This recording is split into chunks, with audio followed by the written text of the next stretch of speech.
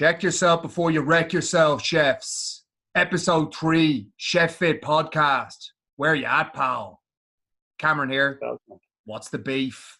Here with my man, the P, the O, the B, the G, in a fresh Leeds jersey. He's not fucking around. It's Peter. Not fucking around. Let's go, champ. How's it going? All good? Not too bad, pal. Not too bad. Just freshly back from an old weekend trip to San Francisco. Went to do a bit of a leadership conference, went to a leadership conference. Some good shit, and also realized how fucking mental some parts of the States are. I'd never been there before, man. What was it like? Ah, man, every street. Now, we were staying in the Tenderloin in San Francisco. So it's like, as you walk down the street, right? Apparently it's a real moody part of San Fran. I don't know why they booked the fucking hotel there. Walking down, and there's like 12 to 15 crack addicts just ready to go as you walk down the street. Lads selling fucking Listerine on an old blanket and a few laptop cases. There's another lad. It's like an art form where they're like, there's a thing where they get on the lads in the wheelchair and they're going backwards up a hill. Fucking mad stuff, bro. Last one I saw there was another lad. This guy must have been about 20, black dude must have been about 25 stone, right? And he was on one of those scooters. So those like fucking going through a mall in fucking North Dakota scooter. Yes, that's what scooter. Oh, stop. That's what this lad was rolling on. But he wasn't sitting on it. He was like leaning off the edge of it. You know, if you're quite stoned, right, and you're on your couch and you end up drifting down and you're like sitting down and your arse is coming off the edge of it. So it's not like you've got full arse contact and your back, the middle of your back is nowhere near what you're sitting on. That's what this lad was on. So he was there, arse off the edge. His head is just leaning against the back of the chair, back not contacted, and his feet are way out in front of him. And he's just digging his heels, just dragging himself back and forth. Just 12 o'clock in the day. Mad kip. Just nowhere. Like, he's not even anywhere. He's not in a residential area either. He's in a commercial area. So what's he? Like, he's on his break at fucking work. Like, fuck he is. Like Batman. Sounds like a black pill. Oh, stop. Mental place, man, I'll tell you. Anyway, today's episode, we're not talking about fat people on scooters. Today's episode is basically the current state of chefs in the industry and why that's happening and what we suggest as a solution to that. So as we all know, and Peter can chime in off his own experience off the back of this, is that in an industry, right? In an industry where you serve other people, there's very, very little serving you as a chef. Like that's a reality. And I feel a lot of chefs do it for the love of it. A lot of them do it for the passion and all of these things. And I find over the course of a couple of years, many years probably, the hours and the stress start to take hold. And as a result of that the hours and the stress taking hold, all of a sudden you're fucking massively overweight or you're massively underweight. You know, energy bollocksed, motivation is gone, not doing anything outside of work, family life is starting to suffer, can't be bothered playing with your kids, days off are a joke, like fucking carry on. Like then you want to get even deeper, you're probably going into fucking booze, probably going into drugs, probably going into whatever else, smoking as a crutch to get yourself through. Like I think that's a lot more common with chefs than it probably is with any other industry. I would say maybe front of house staff would share something similar. What would you say? Would you agree with that, Peter? Would you think? 100%. From day one of being a chef, that stressful environment is all there is. There is no other type of environment. So that's obviously going to consume you and become your new normal, and then just your normal, and then that's just the way you are. Yeah. So if you're running around for 8 hours stressed out of your face for a whole day, you're not going to be able to just turn that off and go back to just being the normal you of not being stressed and not being in this high pressure situation. Mm-hmm. That will always affect you psychologically. Mm-hmm. When that becomes 2 weeks, 2 months, 2 years, 10 years, then you don't even remember who the other self was. And a lot of the times you don't even realize that this is a problem. It's just, people go, is your chef, you must be awful stressed all the time. You go, I know, I'm grand, like, Saturday night's a bit mad, but apart from that, it's just work. Yeah. Big and time. That's as toxic as fuck. That's as toxic as anything could be. Big time. Big time. And then I think the end result of that, it's like, how many chefs do you just pack it in? Just can't take it anymore. Just good luck. Because you think Well, about a lot of chefs pack it in. A lot of chefs stay with it, and a harrowing amount of chefs die of heart attacks before they're 40. And the statistics of chefs killing themselves it's is mental. absolutely off the fucking chart. Mental. And it's a reality. It's something that isn't spoken about much. I'll tell you now, I didn't have a clue about any of this until we got into Chef Fit, because chefs don't speak out. I don't know if that's just a male thing, but the chefs, we're in the kitchen. That's not what we're talking about. You know what I mean? And I don't think, even coming into Chef Fit, when I came in at the very, very start, it wasn't even what it was about at the start. It was almost just like it was a fitness thing. Get your life back, get your fitness levels back. Teaching us routines about how to be able to help ourselves. Yeah. We were a couple of days in, and we were all doing like our testimonial videos, and 2, 3, 4, 5, 6 chefs in a row turned out. Everybody was yeah, they really, really were. And the whole thing turned around then, and then we kind of noticed. And then when I look at it then from the outside, it's blatantly obvious, but hidden in plain sight. Like, it's right in front of all of us. But because, like I said earlier on, a day turns into a week into a month into a year into 10 years, and you don't notice a single thing because you just get up, you go to work. Massively. And you're a product of your environment at the same time, because it's like, for any chef going into that environment, like I look at my brother, for example, right? My brother's cooked at the top level for many years, and he owns a spot called Variety Jones in Dublin. And I've kind of seen, I know his demeanor, and I know his, like, over the course of, like, I think he was working in 2 stars, in town, and the environment that he would tell me that he'd go into is just fucking off the wall. Going in, getting reefed out of it, thrown into the back, you know what I mean, into the walk-in fridge, getting kicked up the arse for doing shit wrong. It's a tough environment. And I think Alan is one of the lads in the group, in the elite group now, said something really, really interesting to me when we were doing that testimonial. And he was like, chefs develop this external armor to deal with the environment, where it's like, again, you've got all this armor and you don't want someone to see a chink in your armor. So you never let it down. You never let the guard down. You never let yourself actually be exposed to the truth of your situation. And I think that is why the end result is so extreme. That's why it's a very competitive industry. Sorry to cut you off, but it's a very competitive industry. That's another reason why they don't talk about it and they don't show. It's almost like it's showing a weakness. Hissing contest, yeah. I can fucking do the most hours. I can do this and I can do that. And that's for, I think you can't always take the fucking, oh, it's so bad. Like, obviously, if you want to do something at a fucking high level, that's got what sometimes it requires that. Do you know what I mean? Like, pressure creates diamonds sometimes. And if that's what you want, that's what you want. But I think that's the small minority of chefs. I think that's a very, very small number. Could be less than 5% that really want to ascend to that fucking level. Obviously, guys can have passion, but to really work at the top level and deal with some of that shit, it's a different story. But the fact that you don't talk about it, I think it's the cause of a lot of the end result. So I could probably count off 2 hands in the past 6 months of how many suicides I've heard of through chefs that I work with, which is fucking terrifying. Yep.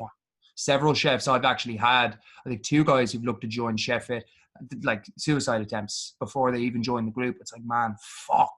Yeah, in our own group. Yeah, it's bad. Like, it's severe. And it's not that nobody's talking about it. I don't, like, people are, like, chefs don't talk about it amongst themselves, but I definitely think there's more of a conversation going on now, like this one you're fucking listening to. But only now, though. It wasn't 5 years ago. It's a good point. Yeah, you know what I mean? It is coming out now mainly because of social media and stuff like that. I myself, I wouldn't have spoken about this 2 years ago. Yeah. And I wasn't holding that back. I just didn't know. Yeah, that's mad. And there were people, chefs do it as well, but they say it's the biggest killer of men in between 18 and 35 is suicide.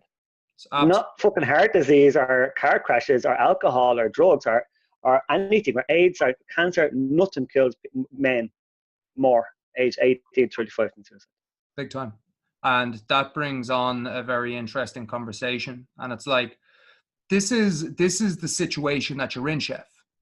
You're in a situation now where things are stressed, they are pressured, but you also add, what magnifies that is the lack of care from employers a lot of the time, especially in non-corporate setups. Do you know what I mean? Like, I know you've got a different setup now, Peter, but like if you were to take it back to, let's go back fucking 10, 15 years, you know, when you were working, you know, in some places around town, it's like Toy restaurants and stuff like that. It's mental. yeah, where was the fucking holiday pay? Where was the sick pay? Where was the support of staff if you had to take a day off? Where was any of that? Like, it Where was didn't. the union? Where was the union? Where was the pay scale? Yeah, big time, big You time. wanted if you're working with your mates, if you're working with these people, they become your mates. You're working with them more than you see your family and friends outside of work. Hmm. If you want to get a pay rise, you have to go behind their back and get it yourself. There's no structure. Like the holiday pay, you have to bleed for your own days off. Yeah, big time, which is fucking shocking. And I think there's also a massive disparity in quality. So as you said, there's no pay scale. So you've got someone who has a lot of experience, who probably could cook at a higher level, probably getting paid, you know what I mean, a very, very similar wage to that of, you know, a commie coming straight out of college. Like it's just adds to the stress of it, you know. Well, it's like, do you know what I mean? You get like, you can't support your foot. The biggest cause of stress in human beings is uncertainty. It's like, if you can't fucking guarantee your future or the future of your family, it's like, what the fuck are we talking about here? Then you add the physical shit with that. Then you add the bad lifestyle. Then you add the lack of motivation to do anything. Then you add the fact that you're restricted by how your body feels. So you don't do anything in days off. So you got no balance. And now you think your life is fucking terrible. It's like all these things culminate in a really, really, really, really fucking dangerous way. But contrary to what people might think, my opinion on this is probably a lot different to what a lot of mental health advocates will tell you. And I think that's good that people spread awareness, but I also think, and I've butted heads with people in fucking chef Facebook groups over shit like this. And someone was telling me that, you know, what I tried to put across as a message was not a means of dealing with your situation. So obviously mental health is just one symptom of what we're talking about, but really it's chefs in the shit in their careers, you know, and as an industry. Like I had suggested that I believe that your mental health is directly correlated with your lifestyle and how physically active you are and what nutrition you're putting into your body and how you're resting, and also the people around you. And I would say that is the case if you are a chef who is suffering with mental health issues as a result of being a chef. Not like you were born with some kind of clinical fucking mental disease or a chemical imbalance, but you have developed states of depression and you've become anxious and you've become miserable as a result of fucking being in the shit for so long in work, you know? My point of view on this is that the only way out is to double the fuck down on what is happening outside the kitchen. Double the fuck down on what is happening outside the kitchen, unless you change the kitchen situation completely. But if you think that, like, if you're stuck in a situation where it's like, I'm a chef, I'm not leaving the kitchen, I want to stay where I'm at, but you're in bits outside of the kitchen, it's like, okay, cool. Well, listen, like, what's the fucking point? What's the fucking point? It's like, if you're waking up at 1 o'clock in the day on your day off, it's like, oh, I'm fucking destroyed. And then you're mooching about, and then you're fucking, you know, I don't know, sparking a fucking joint, sitting down on the couch, watching Netflix for fucking 2 or 3 hours, and then ordering a takeaway or meeting people for pints. It's like, that's not a fucking life. And when you get a family, I'm sure it's that becomes less of an option. So then not only are you doing fuck all by yourself, now you're doing fuck all with your family. And that becomes your reality. If that is your reality, like, I don't think there's another option. I think you need to fucking double down. See, the thing about playing the victim is, but it's so hard and it's such a struggle. And it's like, yeah, man, but it's like, it just means it's not impossible. You know what I mean? It's not impossible. It just means you have to fucking work harder and sacrifice more to make it happen. That's it. That's it. So, like, I suppose you could go that route, which I can explain further, and I'd be interested in hearing Peter's route, because Peter went through that shit, and he decided he had to make a fucking decision with a young family. Well, first off, like Peter, like your background, like you've been a chef for close to 20 years now. Yeah, just over 20 years now.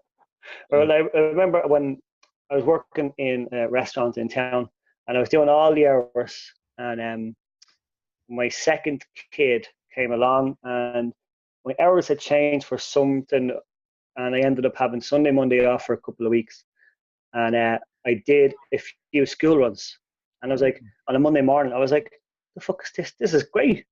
Yeah. I'm getting up early in the morning, and the kids have breakfast. We're getting up and we're going off, and I was like, this is brilliant. I'm not missing all of this, you know. And there was I can't remember specifically now, but there was one particular day where I said, right, you know what, I'm not fucking missing this again. I missed an awful lot of it with the first young fella, and then with the second kid, I had missed all of it up to about the age of 6 or 7, and I was like, I'm not letting that happen again. Yeah. Big I time. had to, you know.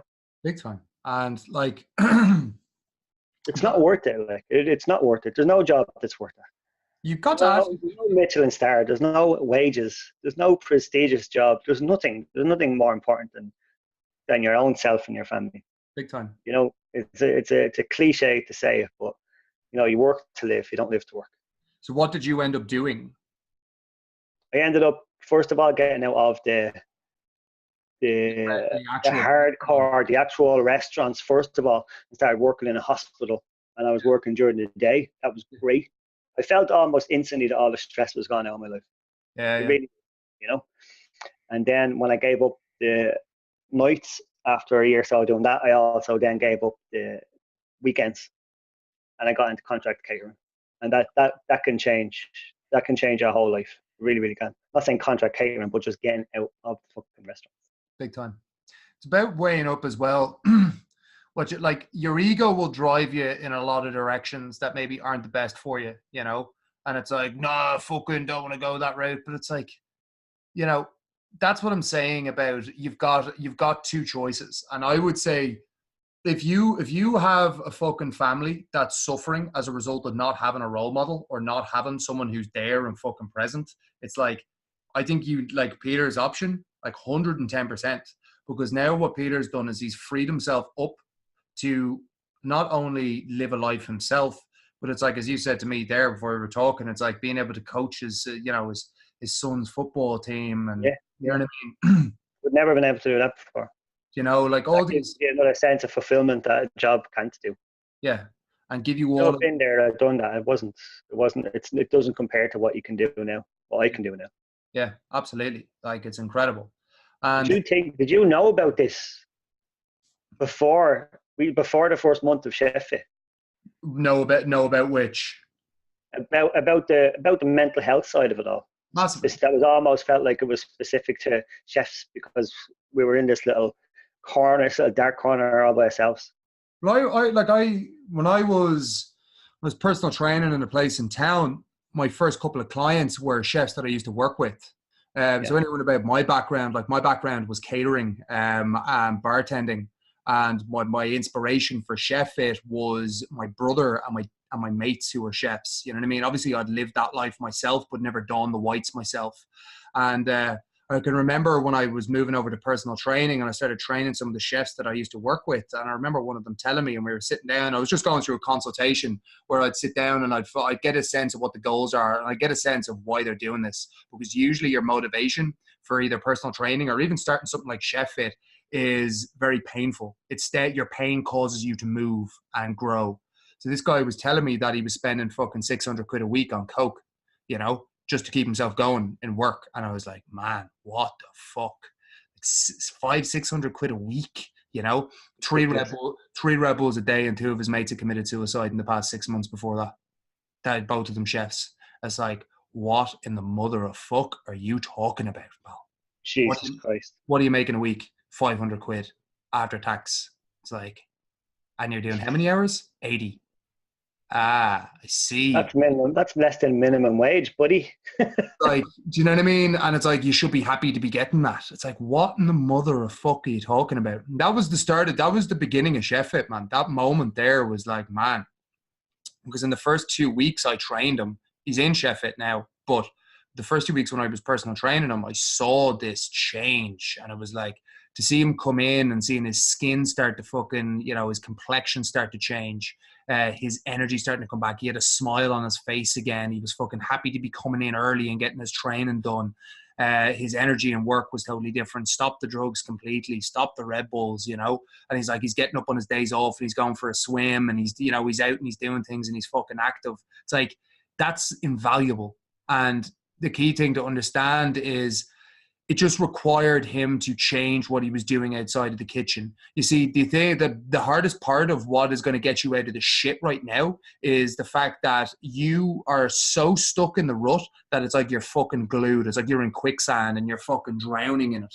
And it's like you can't, like, you can claw your way out and you'll try shit. You'll try a diet. You'll try a fucking, you know, a training program, or you join the gym for a week and you try and claw your way out, but you're not really using any tools to claw your way out. You're just kind of making an attempt and half-assing it. And that's why you keep failing. And that's why you keep falling further into the fucking quicksand. I think if you really invest, that's why I really feel that Chef Fit is the way of doing it. Because, and I say that, and I'm not just saying that because I'm the creator of Chef Fit. I say that because there isn't a motherfucker out there doing it. And there isn't a movement like that for chefs, for people that understand chefs. And when people invest in something like Chef It and they join the elite group, it's like now you're drowning in the quicksand, but now you've got like a fucking pickaxe that you can like hack in and you can climb out slowly, and you've a much higher chance of getting out of that shit. And once you do, you step out of it and you go, holy fuck, right, I'm still doing the same thing, but now my life is totally different. Why? And it's because of this. 45% of what you do on a daily basis is habitual, right? 45%. And that means that your brain likes putting things on autopilot. It likes making things automatic. So let's say as a chef, you deal with all this stress, you deal with all these the pressure and the hours. Chances are your autopilot starts to become bad. And that's where you develop bad habits. So that's why it's like, hey, I get into work and the pattern is I get into work and I'm fucking bollocks. So I have to, you know, I have a double espresso and a Red Bull, you know, and it's like, then that becomes your thing every single day. And then you keep going to that well, and then the fucking Red Bull and the double espresso doesn't do it anymore. So now it's 2 double espressos, then it's 3, then it's 4, then it's fucking 2 Red Bulls, you know. Same thing with cigarettes. I'm stressed, man, I have 1 or 2. I remember when I was fucking working in service, I started smoking when I was in restaurants, and I was like, you know, I'll have a rollie. And then I was smoking fucking 10 to 15 rollies a day, you know. It's like, what the fuck am I doing here? So many chefs start smoking just to get out to have a smoke break. Kitchen and get some fucking air. Yeah, literally. And the key thing to understand here is you develop all of these things as a pattern and as a habit. Now, those habits are the things that are causing you problems. Like your pattern of picking at shit and relying on caffeine to get you through a day, in the long term causes your energy to be so fucking low that you're far more likely to emotionally eat after work, which is why you binge eat, which is why you get to your day off and you fucking drink pints and you have loads of takeaways, and you just seem to be in this perpetual loop of fucking bullshit. And it's not your fault. I'm going to tell you that. It's probably not your fault. It's a very easy thing to happen. It's a circle I fell into. I'm sure Peter fell into. But the fix is you must fix your operating system. It's like you need to imagine your mind and your brain like a fucking computer. Like right now you're running Windows 95, pal, and you need to be running Windows 10. Like that's the analogy you need to use. Your habits and your routines right now are bullshit, and that's why you're in the pit. The only way out of the pit is to change your habits. And you change your habits by having a fucking structured, simplistic plan around nutrition, around fucking exercise. Go back and listen to the last 2 episodes if you want to find out more about that. You know, have a structured plan around those things and fucking execute it until it becomes easy. Execute it until it becomes easy. And stop accepting the fucking, well, I tried it for a week and it's like, nah, man, you've got to be able to put in more work than that. If you can't make it happen, what other option do you have? You know, what other option do you have? So I think for me, lifestyle is gigantic. And it's perspective as well, man. Not even from a physical standpoint, from a fucking mental standpoint. Like before this podcast, I rushed to the gym there. I got a training session done. It was my first gym session since San Fran. And I was a bit fucking meh. I was a bit all over the place coming back yesterday, jet lagged and fucking long weekend, not a lot of sleep. And, you know, I go in there. It's hot as fuck in the gym. I'm banging out a couple of squats, you know, I'm doing my kettlebell swings, I'm doing my shit. I get it done in 30 minutes. I'm walking out of there panting, nearly out of breath, legs are jelly. And it's like, I come back and I do this. My frame of mind is in a totally different place. You got to understand that. And that's your perspective. That's how you view things. Right now, you're so entrapped by your habits and your routines and your rituals and the patterns that you fucking have as a chef who's bollocksed, that your perspective is negative and you see everything as a negative. And that's why you get a traditional, like I see this all the time. I've met some fucking very positive chefs, Peter included. It's like some really, really great guys who've changed my life. But I've also met a lot of fucking dickheads. You know what I mean? I've met a lot of dickheads who are just old schoolers who've been fucking broken down by the industry, and they fucking hate people, hate life. They're fucking angry as fuck, you know? And nothing's going to change unless you change. That's the bottom line. Nothing's going to change unless you change. Obviously, we'd all like to wake up tomorrow and hope that restaurant owners start fucking paying their staff what they're worth, start giving them holiday pay, start giving them sick pay, stop fucking underemploying in the kitchen, stop understaffing your fucking kitchen and making sure it's there. But that's not happening right now. And to be honest, from my point of view, I don't have the answer to that. I don't have the answer to that.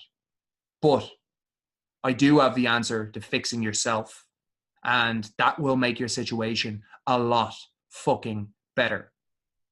I'd ask Peter the same question. Like, all we have to do is go back to, Peter can tell you the example of going back to when he started in Chef It. And I think you potentially dragged a lot of your old patterns and habits with you.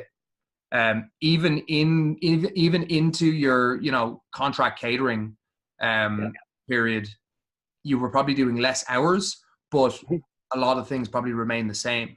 Yeah. Yeah. Yeah, of course. Yeah. You know, no, I wouldn't be able to, not that I wouldn't be able to, there would not have been a day where I didn't go in with a can of Monster in my hand and having that, even when I'm working at 7 o'clock in the morning, starting the day with a can of Monster.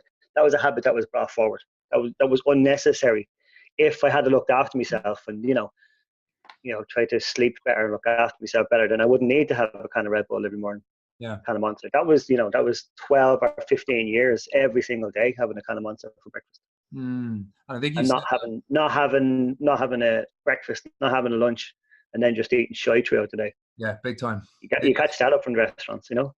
Say again. You catch that from the restaurants. You bring that forward. Yeah, big time. I think it's funny when you say you'd mentioned energy drinks there, and this is something we forgot to mention in our nutrition episode and one, and it was like, that's such a slippery slope to fall into.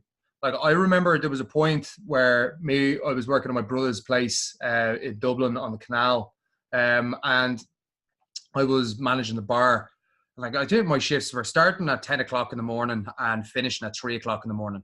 If I was lucky, I'd be getting out at 3. Usually be getting out at 3:30, 4, especially over like Christmas and shit like that, where fucking you'd have these massive tables in and you'd just be absolutely fucking pants down around your ankles for the guts of fucking 12, 14 hours, you know? And it's like my routine was like get into work, fucking double espresso straight off the bat.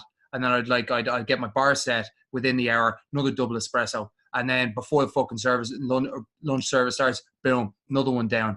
And it's like, then after finishing breakdown after that service, might have, you know, I'd probably have a latte or something like that later on. And then before fucking service, I'll probably have one espresso, you know. And then as I'm going to the That's 9 coffees. You haven't even served a customer yet. You know what I mean? And that's coming into dinner service. Like, that was my routine.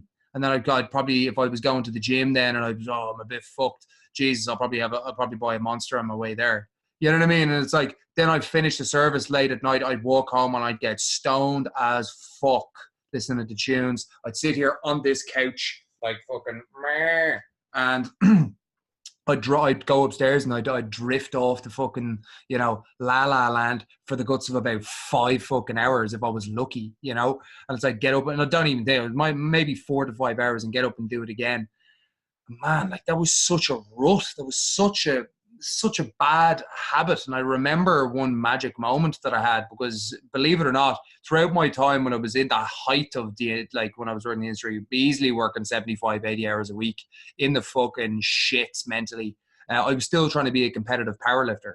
And I remember training for a competition once, and Fucking no hope. chap. So I've managed, like I still went and competed, but I'd been competitive before I was working intensely in the service industry. Yeah. You know what I mean? So when I took it forward, I was like, Jesus, this is difficult. So my training was shit, but I still went and competed. So I gave up coffee for a week. I gave up energy drinks for a full week. Like went fucking cold turkey. Had like a cup of tea once a day. But you're still working The same hours. when you're still working the same hours, okay? Yeah. And this week, I think I booked a day off or something like that to go and compete on the Saturday. And I remember fucking going in. First 2 days, I thought I was dying. I thought I was actually dying. Full blown migraine headaches all day. But as soon as it was like when I went to competition, it was like a fog had just been lifted, man. Because I just been dependent on the coffee and the sugar and the caffeine to get me through, and I stopped it. You know, and I resensitized my body to it. And I went into the competition then, lashed a load of Red Bull out of it, and I was flying. But I had once I went back to work, then it was like, no, I'm making a pledge to myself now. I'm having fucking maximum 2 coffees a day. That's it, 2 coffees a day. No more 6, 7, and a fucking Red Bull. Mental stuff, you know. So I think that's a big habit that a lot of chefs have that needs to go. I think looking at your lifestyle, as I said, you need to go back and you need to fucking really address what is happening exercise-wise and what is happening nutrition-wise, and giving yourself a structure outside of the kitchen. And I think if you give yourself a structure outside of the kitchen, it gives you something you can focus on and it gives you something you can fight for. And that is massively important for people in a dark place, stuck in a rut, all of those things. Even if you're losing your passion for what you do, it's like, that's because you're losing your perspective. And the only way you gain your perspective is by fucking changing your physical state, you know? And you do that through your exercise, you do that through your nutrition. Even if it's not the fucking gym, man.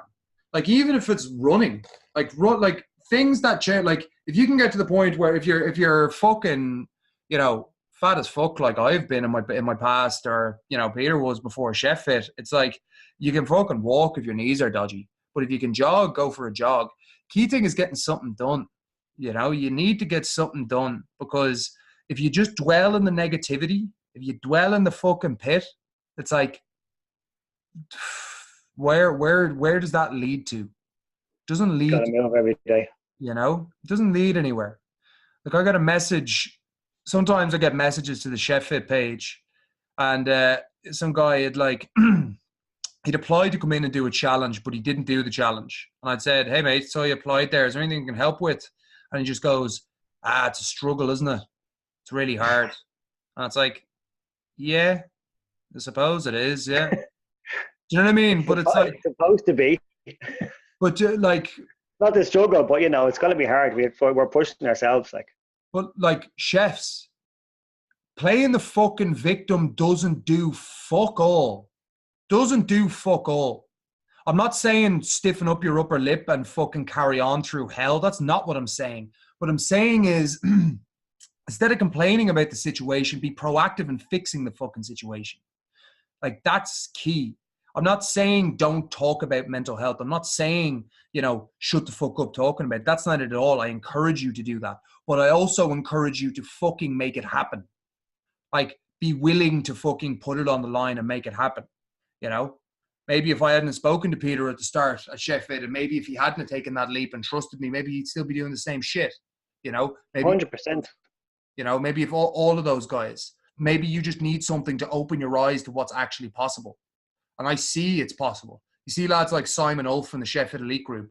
Lad is like fucking run a head chef in like a 350-seater restaurant with you know, not a massive team in the middle of London, you know, and he's banging out his training sessions, he's banging out his fucking nutrition, he's doing all his videos, and he's staying on top of it.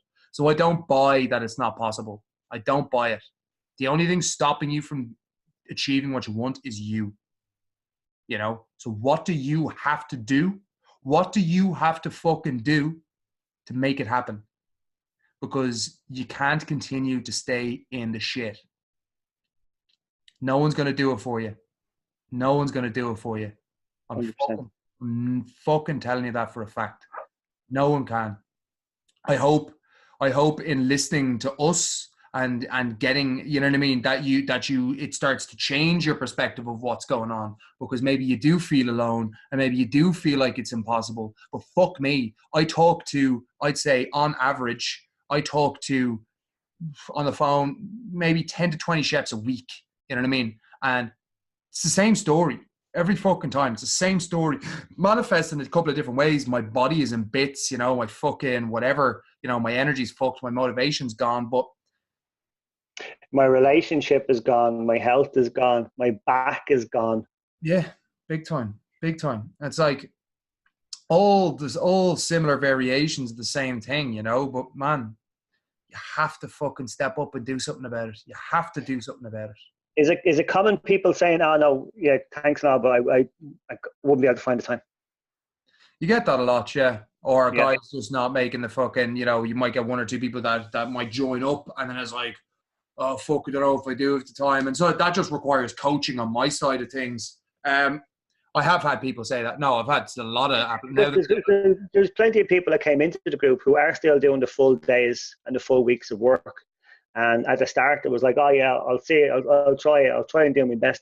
And then you've got a live video of them coming in at, you know, 6 o'clock in the morning or 1 o'clock at night going, look at this lad, it's never ran in my life. I'm just back from the fucking park. I did a 12-hour shift, but I'm still getting my bits done. See, the thing to understand here, this is a real important thing, that it's almost like there is a mental block there for some people coming into it, you know. But that could be just from being stuck in the rut, you know what I mean? It depends how much pain you're in. Like, think about it like this. Pain causes movement. Do you understand? Like, pain causes movement. I hated my fucking job. I hated my life as a personal trainer so much that I decided to create Chef Fit, because I was so sick of fucking coming in at 7 o'clock in the morning and then coming home at 10:30 at night and fucking standing there, you know, training fucking corporate dickheads, you know, counting their fucking reps. They didn't give a fuck. They paid loads of money for it. It was basically rent a friend for a fucking hour. And I felt my mental health went to absolute dog shit. My life was going to shit. And this was not the dream that I thought I was getting, that I thought I was stepping into a dream by training people. And for me, in that moment, I made a decision to fucking get a mentor and go online and create this fucking movement and go and invest a lot of money to do so, you know. And that I had to do that off the back of a long period of pain. Like, I don't like my life. I'm not in a fucking good place right now. My back is to the wall. I don't have a fucking choice. When your back is to the wall, it's very difficult to go backwards. In fact, it's impossible. You must go forwards. I feel some chefs are further along that journey than others. I feel some guys that have gotten to an age now where it's like, if you're fucking close to 40 with a family and you're fucked, it's like, you don't have a choice, pal. You don't have a choice. Like, either that, you're going to be fucking dead and your family aren't going to have a fucking father or a mother or whatever. Like, that's the reality. So that pain sounds harsh, but it's fucking true. It's fucking true. You need to get it in your fucking head. Yeah. You know? Need to get it into your head. It's like, it's not fucking, like, this is another thing that I get from people. Not like, I'm not here to discuss the business or any of that, but it's like, let's say it's, you know, some guys won't physically, like, some guys tell me that they're spending €300 a month on fucking takeaways and booze, right? And then when I told them that they could join Chef Fit for a third of that price per month at the time, that was what the membership fees were. And I was like, man, like, I can't. So it's like, bro, you just told me you're close to death. What are you talking about? Do you know what I mean? So it's like, it's weighing up different, how much pain you're in and how much you really want it. And if you really want it, it's like, cool. I don't think you have a fucking choice. And no matter what the hours are, it's not impossible to make it happen despite that situation. It just depends how much you're willing to sacrifice to make it happen. It's like waking up at 5 o'clock, 6 o'clock in the morning might seem absolutely harrowing to you. But if you were to do it and exercise, eventually you get used to it and eventually it becomes a way of life. You can fucking attest to that, you know? Yeah. Doesn't take long either. No, big time. I can tell you that for sure. No, big time. I'm the same. You know, I'm not an early riser, but I still fucking make myself do it. So yeah, that is the general gist of it. It's like, no matter how bad your fucking situation is, take ownership of that shit and be proactive in fucking fixing it, because nobody's going to fix it for you and you can't expect someone to fix it for you. It's never too late and you're never too busy. big time. That's such a good point. Anything we've missed, Petey? You know, like it was more questions like about what you had, what you were expecting when you were coming into this, because I just thought it was very strange how there wasn't one single chef that came into it that wasn't in the exact same situation. You know what I mean?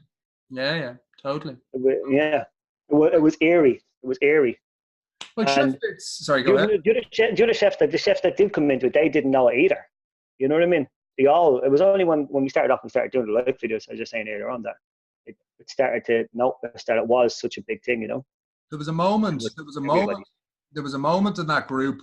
I can remember that moment because it was another chef, and I won't mention names, but it was a chef who I used to work with in fucking, where was it? I think it might have been the Pigeon House. And he was going to me. I knew he was in a dark place, and he was the first chef I spoke to, and gave him a place into the program. It was the first 30-day challenge, and I remember I knew how fucking bad his situation was. Jesus Christ, I knew how bad his situation was, and I remember he told me that he was so anxious that when he went to the shop with his missus, he was walking down the aisle and he had to run out to the car and get in the fucking car because he couldn't stand looking at people and walking down an aisle. Like, that's the level of anxiety that was there. And I spoke to him that night. I spoke to him after the first night, and he told me what was going on, and he told me about that situation. And I said, listen, man, this is the moment where you are going to have to open up about this and tell us, because this is what I have envisioned for this. This is a tribe of people this is a tribe of chefs who have all gone through the same shit. And I guarantee you, if you have the courage to say it and do a video on it, you will get a massive, massive outpour from the rest of the guys in the group. And he's like, fuck, yeah. And he did it. He did it, and he spoke about it. And it was such a fucking pivotal moment. It was such a special moment because I can remember 5 to 10, I think there was only like 12 or 13 lads in that first challenge. I can remember every one of them just going, holy fuck, you know, and the outpour from that. That was the spark that was like, okay, it's actually okay to say it here, you know? Yeah. And chef that video, I know the video you're talking about, it didn't start off like that. Yeah, big time. That was the kicker, because then it made it okay. Like, obviously I'd spoke about my own shit, but it's different when it's like it's one of the chefs doing it. And it gives you permission to fucking open up and let go of this shit that you're carrying with you. You know, it really does. And that was kind of what triggered, I suppose that just set the wheels in motion for what Chef It has become, you know, especially that elite group.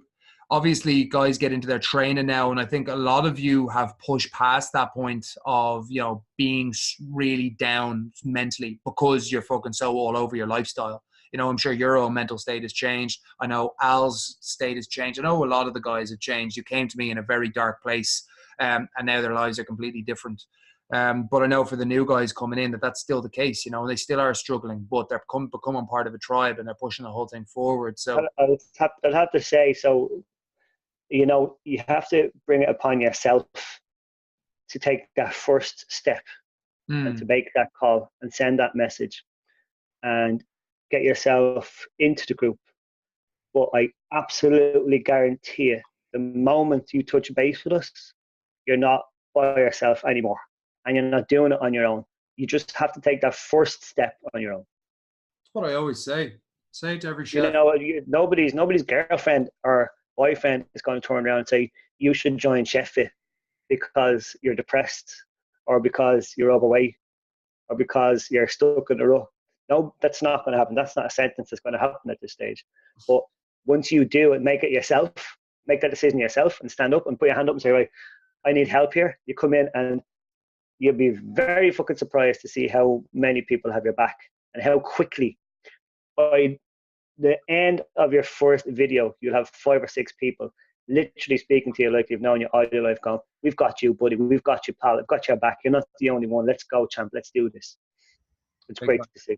It's incomparable, you know. Yeah, and I happened from the go, and that's what really, really worked for me. Yeah, That's why I get to the point now where I fucking laugh when someone tells me that. I think some lad was like, "Nah, I think I'm gonna join like a running club." And it's like, okay, cool, go for it. Do you know what I mean? But you'll be back Yeah, because I know what people have tried and I know what doesn't work. You yeah, know, I know what doesn't work, and I know the number one thing that will impact your life and your results is your environment. And if you're around like-minded people who you can fucking relate to, who are pushing you in a competitive way and a supportive way, you will change your life. If you don't have that, then you are wasting your fucking time. Simple as. I got a gym membership there. What did you do with it? Absolutely fuck all, pal. Oh, well, I tried a fucking Atkins diet. What did you do? You did it for a week, then you got a fucking 4-in-1, chap. Like, do you know we what I mean? all fucking got a gym membership. We all tried this diet. We all tried that diet. Big time. So, again, No one's unique. No snowflakes in this industry, I tell you. um, doing the old fucking Pinocchio with the hands. Um, what was I going to say, folks? That is episode 3. You know, take ownership of your shit.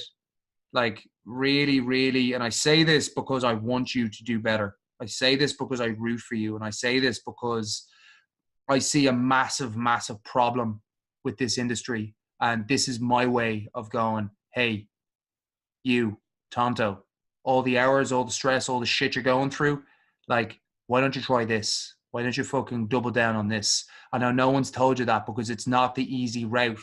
It's the hard route. It's the long road, you know, and it's the road less traveled.